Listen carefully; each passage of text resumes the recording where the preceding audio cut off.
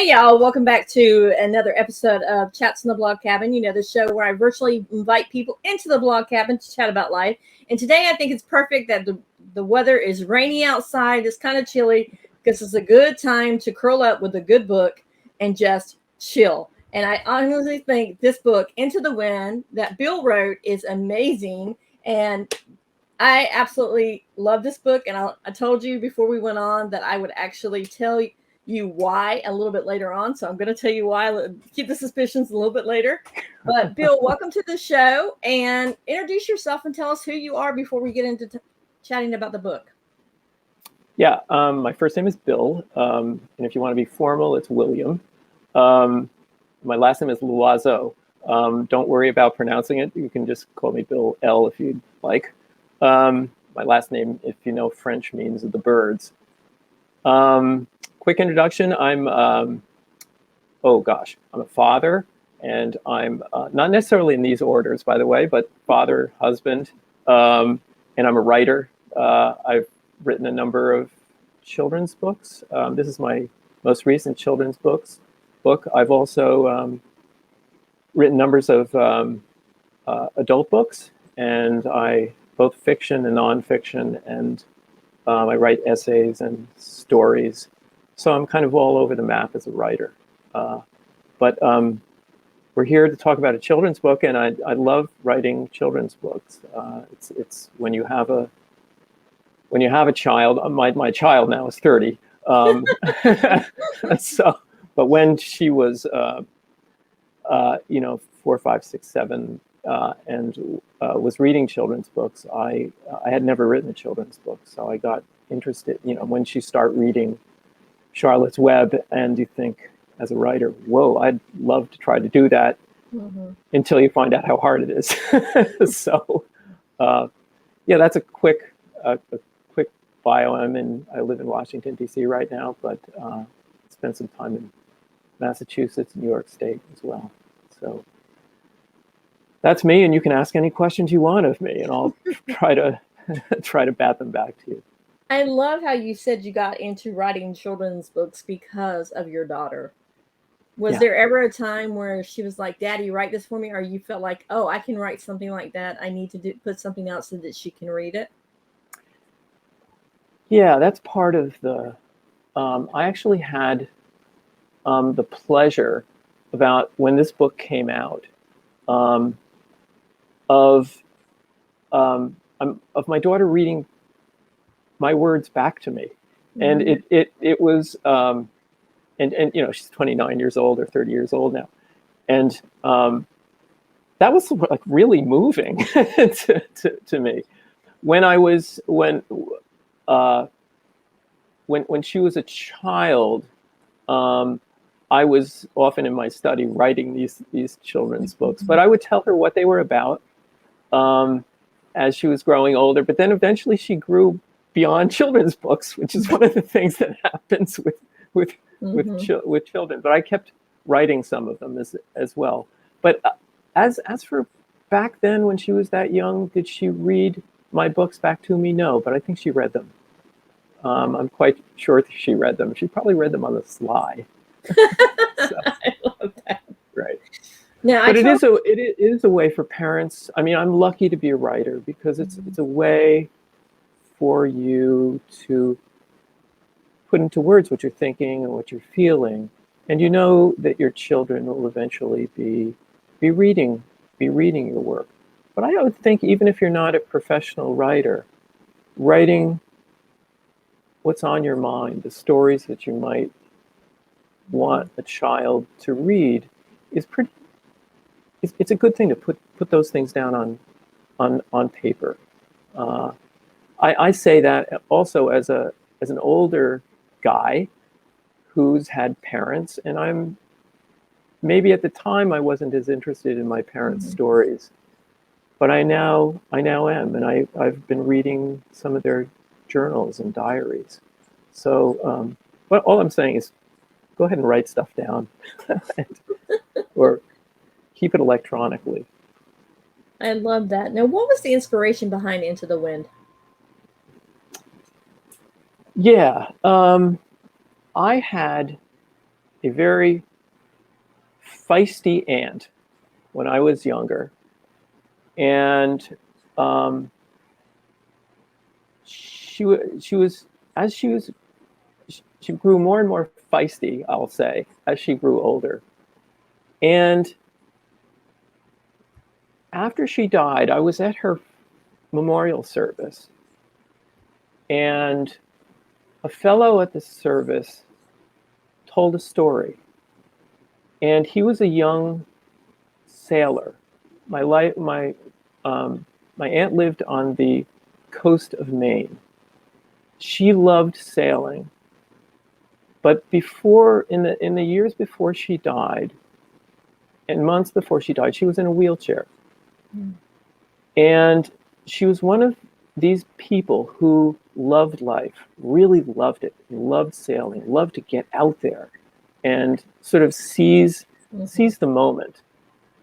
And he told this story at her memorial service of him coming into the dock one day and finding her on the pier. And she saying to him, "Take me out sailing. She's in a wheelchair. Take me out sailing." He comes and docks his boat on the pier. And he says, "No, there's a storm coming on. This is, you got to be kidding me." And she says, "No, take me out sailing." And he says, "Why? How is that going to happen?" And she says, "Well, I can get into your boat." And she gets herself into her boat. She asks him to put down some planks for her to roll herself in her wheelchair onto the boat. She lashes herself to the mast, and they go out sailing in a storm. And she absolutely loves it. Absolutely loves it. And it's one of the last things that she does in her life. And so I thought, boy, that's a story. There's a story there about a kid and an older person, and I kind of make up sort of rest of it. But that was the inspiration for it. That was the germ of it. Okay, now I'm going to tell you why I really like the story. First of all, you talked about a feisty aunt. Well, I had a feisty grandmother. Okay, there you go. She was, I think, the last 15 years of her life, she was legally blind, but she still lived by herself. She had no limitations. She had overcome so much in her life. Yeah. But can you guess what the grandmother's name was? My grandmother's name? Wasn't Hazel, was it? Yes, it was. Oh, no wonder you like the book. I was like, you picked Hazel to a T in this book. It's like, I had to look. And then when I saw you lived in Massachusetts for a while, I'm like, wait a second. Did he know her, my grandmother? No, I don't. This was not based on your grandmother, though. I'm happy to know that you had a feisty grandmother. Yeah, she was. I fell in love with her as a character as I wrote this book. She's not just feisty, but because she's lived a long time and learned to live with things like being in a wheelchair. Her family is elsewhere. Her husband is gone. She has wisdom. She has the kind of wisdom, the hard-won wisdom of people who sometimes we think are quirky, and they are quirky. And sometimes they can be a little bit of a pain in the neck. But they have something to offer. And that's what she has to offer to this younger boy. And he's not really interested in her at the beginning. But she has something to offer him. And that's sort of kind of the way the story progresses, is that they become closer. I should say that the boy his name is Rusty. He has some issues in his own life. And, you don't have stories without a problem. And one of the problems that he has in his life is that his mom has become very depressed. And he lives on an island on the Maine coast, and Mom has to be taken away to a clinic to recover and to be treated on the mainland. So he's a boy. He has a sister, and his father's a good guy trying to crazily hold the family together. But he has a problem, and that problem is that his mom isn't with the family. And into this situation, there comes this older woman who's not exactly your grandmother, but perhaps like your grandmother, who kind of comes into that void. And even though he at first is not interested at all in this older woman, they develop a kind of interesting relationship, and they learn things from one another. And then, as a writer, you're thinking, where does the plot go? And if you're dealing with an older person, that person might come closer to, in this case, her end. And then there's the issue of what happens when mom comes back, and doing better. Comes back to the island, comes back into the family. So those are the kinds of things that I'm sort of working with as a writer, and also as a just a human. Questions: what can we learn from those people who precede us, even though they're feisty and prickly and all that. So that's not to cast aspersions on your grandmother, but that's what my Hazel is like. So. Yeah. Not a problem. I mean, my grandmother was feisty up until the very end. I mean, she even said because when you have the scene in your book where the Rusty goes to visit Hazel in the hospital, I'm like, that's me going to visit my grandmother, because that's one of the last memories I had. And up until the end, I mean, 20 minutes after we left, she passed away, but she was like, there's people outside in the corridor waiting for me. Because I don't know if you remember the commercials where they had the angels coming down when they had life insurance. I forget, it was Guardian or something. So she thought there was angels outside in white suits ready to take her up to heaven. I mean, that's just her. That was her quirkiness. Yeah. Well, one thing that I think I've learned, just in my life, excuse me, is that people are who they are, even as they die.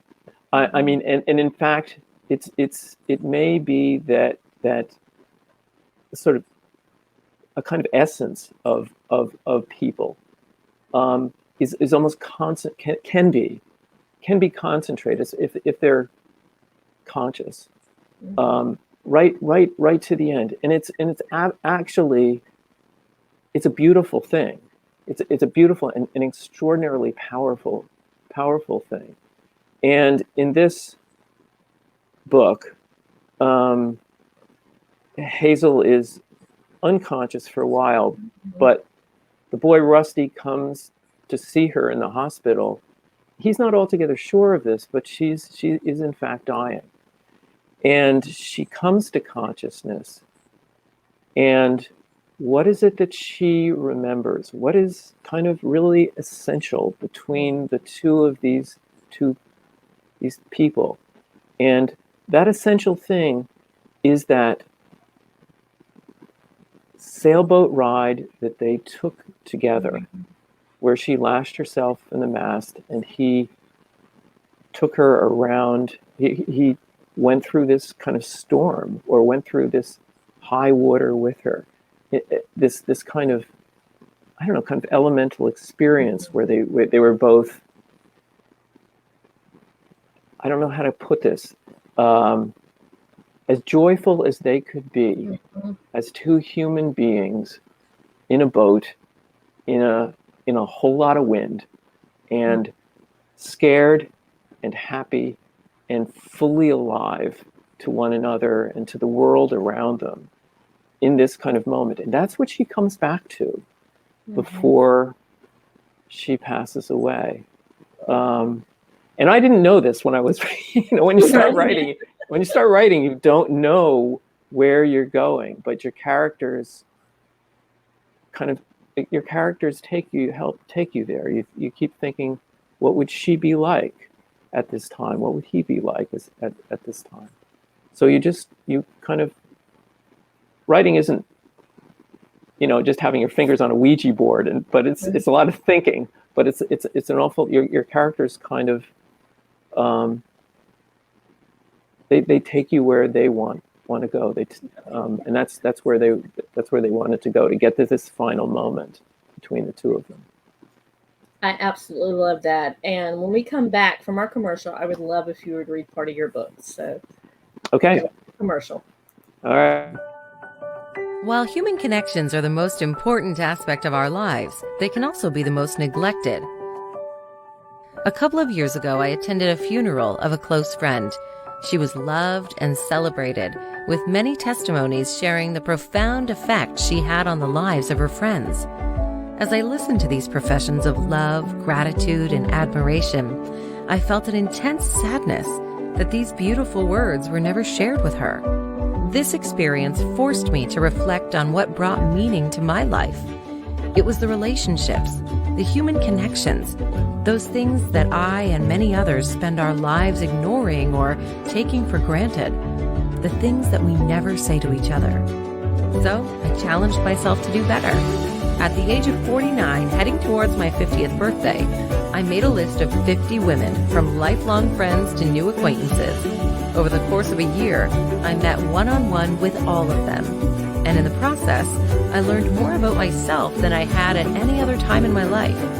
The gift of giving and receiving, of being both student and teacher, of finding meaning through human connection. These are those meetings. Welcome to the 50-50 Friendship Flow. Life lessons from and for my girlfriends.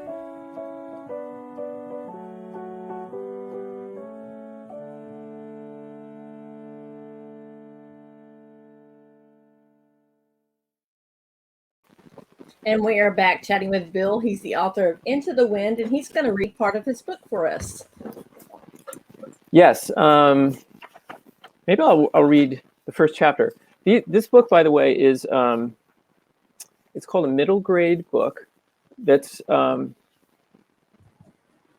think let's see. It's usually for like 8 to 12-year-olds. But one of the key interesting things about writing a book for 8 to 12-year-olds is, I believe 8 to 12-year-olds can they can take on big issues. Mm-hmm. And so you're actually not right. If you read things like, I was thinking about Charlotte's Web, it's not just for children. It's for children on one level, but any adult who reads a book like that will be deeply moved. So anyway, why don't, so I guess what I'm saying is this is not just for kids. I hope, but I hope it works for kids and adults. Anyway, I'll read just the first chapter. These are short, relatively short chapters, and this is the first chapter, and it's called Hazel. "Hey, kid," a gravelly voice called from behind me. Startled, I turned from bailing the afternoon rain out of my sailboat and saw this creepy old lady about 15 feet away on the dock, not far from where I'd left my bike. She was sitting in a wheelchair and looking straight at me. "Kid," she called again, rolling right up to my boat and touching it with the toes of her rubber-soled shoes. "This boat? Is it yours?" I recognized her, though I didn't know her name. She owned the Art Barn, a tiny garage on Main Street, where she sold her paintings of the beach and the bay to the vacationers who take the ferry to our island from the mainland. "Yes," I said, and I almost said, "Would you get your feet off my boat?" "Will you take me out in it?" she asked. Up close like that, she looked scary, her pink scalp showing beneath her wiry white hair, her hands knobby, her chin whiskery, her face wrinkly and gray as driftwood. She wore a baggy blue sweatshirt. "Will you take me sailing?" Mom and Dad have always told my sister Lizzie and me to be nice to old people, and Lizzie, being so smart and perfect at everything, would have found some nice way to get out of this situation. But I just looked down at my soaked sneakers and hoped this old lady would roll herself back down the dock and let me get on with my work. She didn't move. Kid, will you take me? I tried to put her off. Maybe, sometime. Why not now? Was she kidding? My boat is an old catboat, beat up but beautiful. It isn't much bigger than a rowboat, so even if I wanted to take her sailing, how in the world would I get her and her wheelchair aboard? Couldn't she see that the boat was still full of water? Look, I said, my sail's all rolled up. When I'm done bailing, I have to go. She cocked her head like a seagull. Where? I have things to do. Oh. One of her wispy eyebrows shot up. Like what? Oh, things like homework, math. At this, she cracked up laughing, a kind of cackling sound, throwing back her white head, so I saw that some of her back teeth were missing. Homework, ha! On a beautiful afternoon like this in the summer? Unfortunately, it was true. I did have homework, usually. I'd failed math a few weeks before, after it got hard to concentrate on anything. So now I had to go to summer school, and I had to pass the course to start 6th grade with the rest of my class in September. It was also true that on that particular day, the day after the 4th of July, I didn't actually have any homework. Now the lady was shaking her head slowly in disbelief, like I didn't even know how to tell a good lie. Look, I don't know what you're asking me, why you're asking me all these questions, I said. I hardly know you. I've seen you around, she replied, not laughing anymore. And every now and then, your mom comes into my shop, just to look around.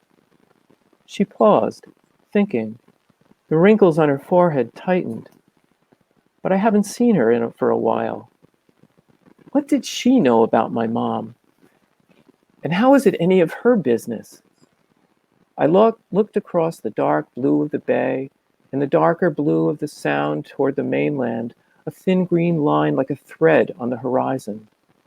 Trying to focus again on bailing, I started scooping and pouring, faster and faster, scooping and pouring, scooping and pouring. In my boat, there are always things like this that I can do, things I can fix, things I can take care of, unlike some of the other things that I couldn't do anything about. Like she had nothing better to do, the old lady just sat there and watched me bail.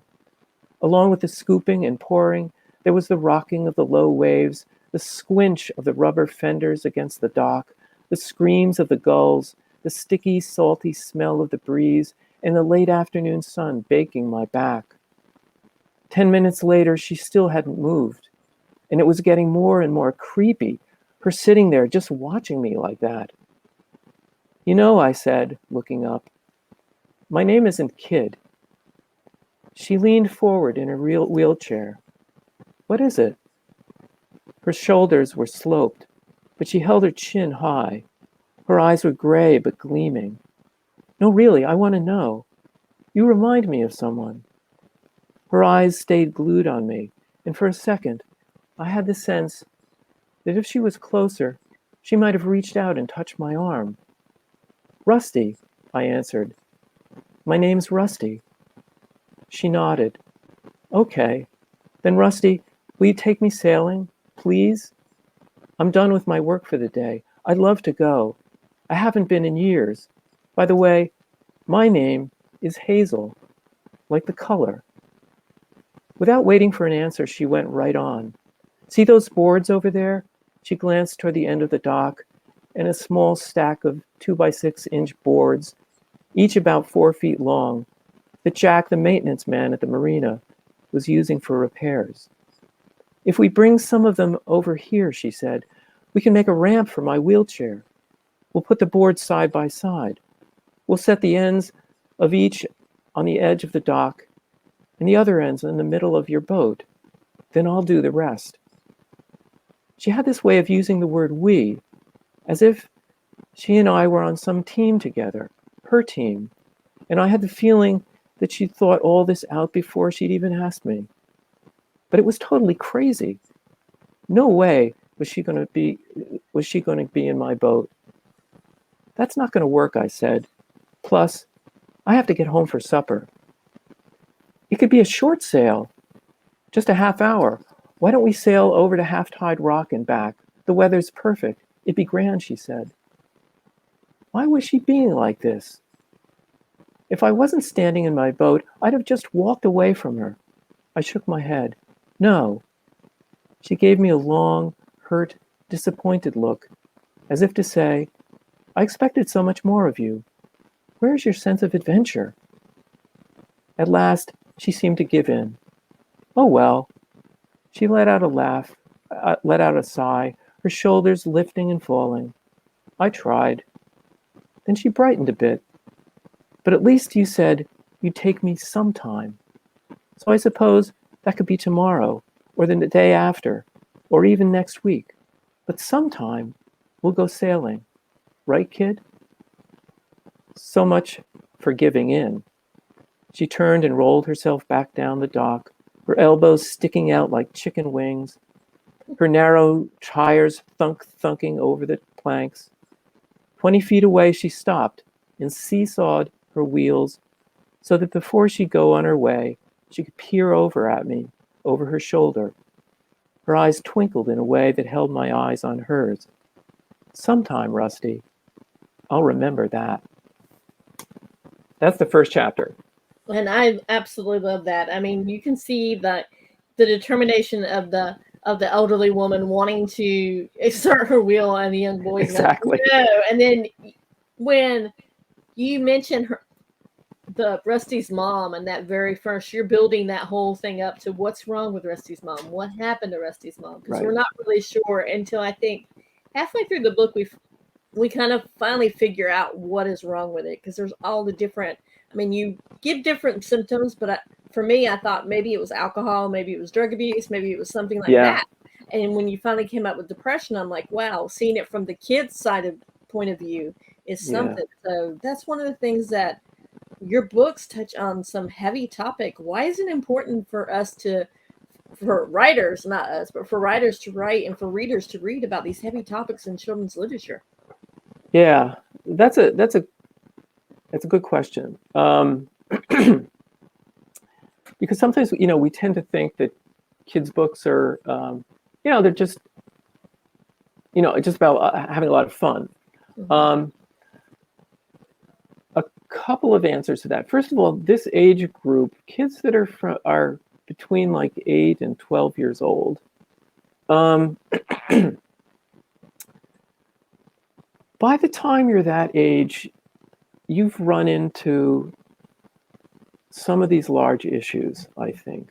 By the time you're 8, 12, many kids have lost, for instance, a pet. Mm-hmm. A pet has died. Numbers of them have lost a grandparent, possibly, by that time. And if they haven't had those kinds of losses, they've at least heard about them. They've been touched by those kinds of things. Things like depression. I think, in many families, there's overt depression. People are on the edge of it. It's part of the world. The losses are part of the world that we live in, and part of the world even the children live in, though I'd like it to be as happy and joyful as possible. And in Rusty's world, his mom has gone. He's still filled with joy and filled with fun, and he shares a lot of that with Hazel. And in fact, Hazel brings him back into a lot of that joy and a lot of that fun. They spit watermelon seeds together. They have a watermelon seed spitting kind of contest. They joke with each other. He goes and does some work in her house as their relationship, as their their bond begins to grow stronger, and they have a lot of fun together. But I write about these other things, so in part because we all, as children and adults, we need to be able to live with them and try to understand them, and to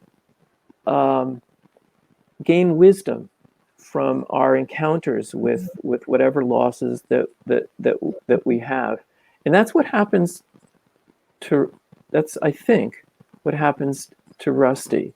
His life has been, Hazel's life ends at the end, but his life has been enriched by hers. And that's a way of kind of one way of understanding loss, is that we can grow. We can grow from it, even though it's hard. It breaks our hearts. We can still grow from it. In part, understanding that we can pass along, hopefully, some wisdom when we get to be my age. So I think that I think that children at that age are ready for stories where loss is a part of the story, and so that's one of the reasons I wrote about it. I guess when I was 8 to 12 years old, there were tough issues. There were tough things going on, and that was part of the mix of life at that age. So that's why. Yeah, go ahead. I also like in the book where you kind of have Rusty has two separate lives for a while. His life with Hazel and his life home with his family. But toward the end, they kind of merge, because then they realize, because his parents were trying to get him to talk more about what Hazel meant to him, especially when he brought home the painting, which I have to ask, because the way you described the painting, are you a painter or do you know someone that paints? Because the way you described it, I could visually see the painting in my head. Yeah, I should just backtrack a little. Just say that Hazel is an artist, and she runs a place called the Art Barn, which is a small place where she sells her painting on Main Street, and she gives him a painting, because he's interested in the work that she does, and she gives him a painting, which he puts up over his bed, and I'm not a painter. I should say that straight away. I can't draw a stick. Straight line. I can't draw a straight line. But I know some people who. I've gone to numbers of art museums and looked closely at paintings that I admire, and I know some people who are artists, and I try to be attentive to what they do. But Melissa, the passage that you're talking about is I was trying to describe a painting that Hazel makes of what they shared, which is that moment of being out on the water in that kind of windstorm. And I wanted to make the painting itself be as exciting as something could be on canvas as the event itself. And if you look really closely at a lot of paintings, you see the brush strokes, you see the blobs of paint, you see the way that the painter manipulated the oil. And so I tried to bring as much of that knowledge into it. Much of writing is about really paying attention to details, and looking closely. And so when I was writing that, I was trying to look as closely as I could at what I imagined her painting to be like. When you see the way, I mean, it's magic what painters do, the way that different colors can meld. So anyway, that's what I was. My job is to look closely at things. But you painted that picture so well that people could, with your words, that people could actually imagine what that painting looked like. Yeah. As like I say, it's my job. If my job was yours, well, first of all, I wouldn't be able to do it. But you just that's a place where I, as a writer, say, my job is to make this painting come alive as much as I can make it come alive, so that it comes alive in the reader's mind, through reading the words, that the reader can see that painting. At other times when I'm writing, I'm thinking, I have to bring Hazel's apartment alive and vivid in the mind of the reader. And how do I do that? I have a little thing on my little sticky note that's all frayed by now on my lamp here, and it says, feel, taste, smell. And it also says passion and energy. All those, it's writing is very much a matter of, or at least the kind of writing that I do is a matter of the senses, and trying to evoke the senses. And so if I'm trying to describe a room, among other things, what does it smell like? So that's kind of what I do. And the painting was just, a particular sort of moment where I knew I had to really get it. So, because among other things, that painting tells you something about Hazel and her own kind of wildness. It's a kind of wild painting. And paintings tell you about the painter. So that's I knew what my job was when I was writing that page. I love that. Yeah. Now let's talk about the importance of having intergenerational friendships, that of the friendship between Rusty and Hazel, because a lot of times people tend to discard the elderly in our lives. Yeah. And I feel this more and more as I get older.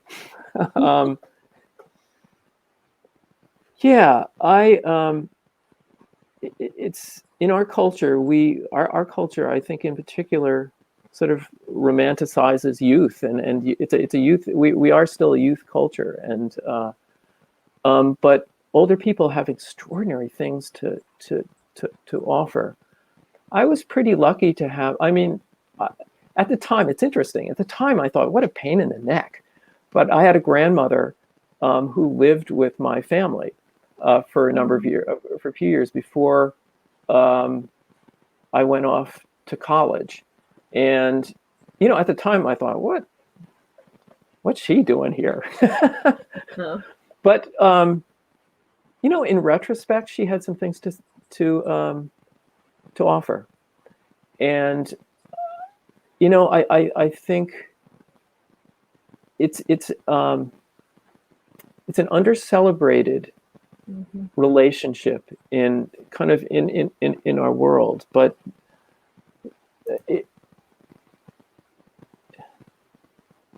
older people have a lot to offer, and also younger people have a lot to offer the older people. And we're coming up to Thanksgiving.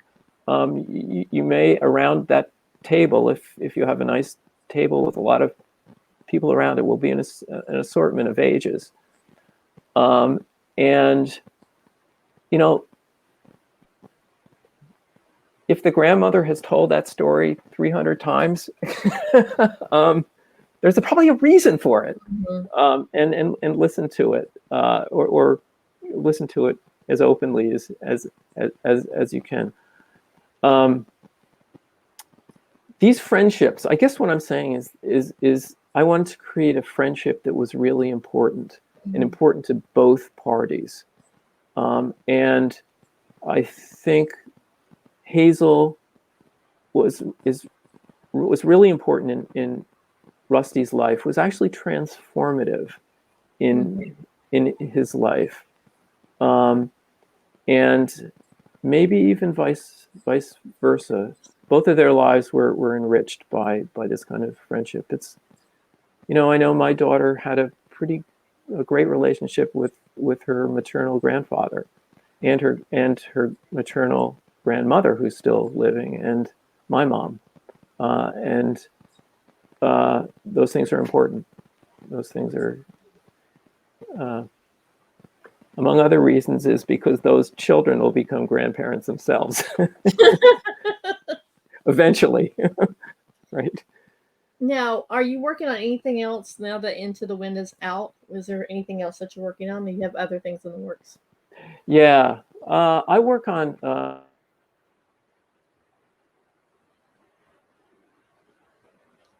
Okay, we have lost him for a minute, so I'm going to see if he's come back. But like I said, Into the Wind is pretty awesome. It reminded me a lot of my grandmother. Her name's Hazel. And she actually died when I was going into my 9th grade year of high school. So I lost both my grandmothers in the same year, and I'm waiting to see if Bill comes back on. I'm going to give it a minute or two. We're going to go to a quick commercial, and then we'll be right back. Homeschooling just got easier and deliciously fun. My new book, Dishing Up Devotions, 36 Faith-Building Activities for Homeschooling Families, is a delightful devotional the whole family will love. With encouragement for mom, fun family activities, conversation starters, and simple baking recipes. It's sure to feed your family's faith while building lasting memories in just minutes a week.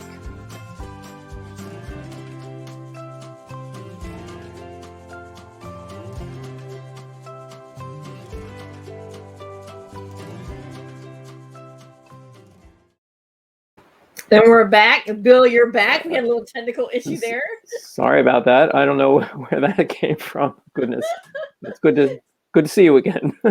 So the question I ask is, are you working on anything right now? Yes, a couple of things. One is another children's book of one sort or another, and right now I'm. I can tell you about this. It's. I don't know whether it'll become a book. One of the things you don't know is when you're writing is whether it will. It's a great leap of faith whether it will actually come together, and it's the same with this book. You just kind of follow your characters. This is a nonfiction book. It's a. We'll see if it ever becomes something, but it's about my mom who recently died, and in her last 6 years of life, I can tell you, she was a Christian. She fell in love with a person who was a survivor of the Holocaust and Jewish, and I'm exploring. That's the kind of stuff I get into. I'm exploring that history of how these two very different people came to love each other, and or came to just mean. You can see maybe there's I see a relationship between this and Into the Wind is two very different people coming together.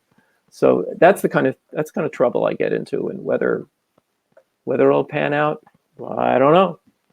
Oh wow, So, I would love to read that book if you ever write it, because that sounds like a really interesting, the way they found each other later on in life, and different backgrounds and everything. I love that. Yeah. There's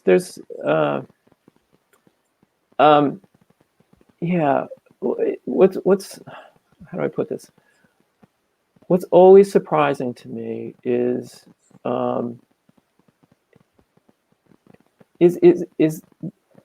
the human beings, their instinct to connect, and their instinct to help, and even with all the terrible news that we always seem to get, but there's and it's worth celebrating. It's worth remembering.